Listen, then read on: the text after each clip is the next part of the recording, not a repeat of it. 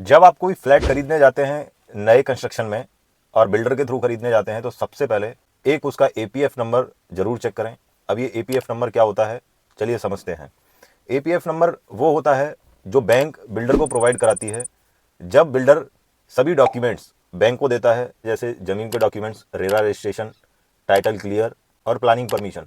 ये सब डॉक्यूमेंट जब बिल्डर बैंक को देता है तो बैंक ये सब डॉक्यूमेंट्स को वेरीफाई करती है और उसके बाद में एपीएफ नंबर बिल्डर को इशू करती है।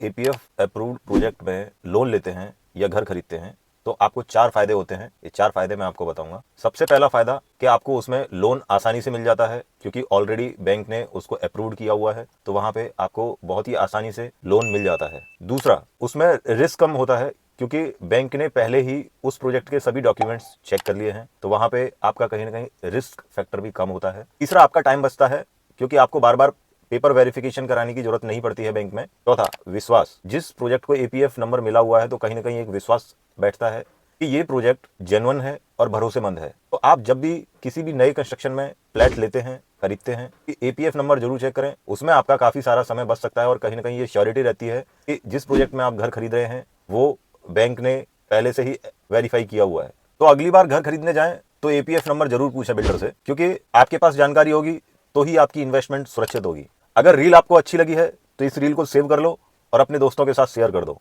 और मुझे फॉलो भी कर लेना, जिससे आपको आने वाली प्रॉपर्टी से रिलेटेड जितनी भी वीडियोस और रील्स हैं आपको मिलती रहे।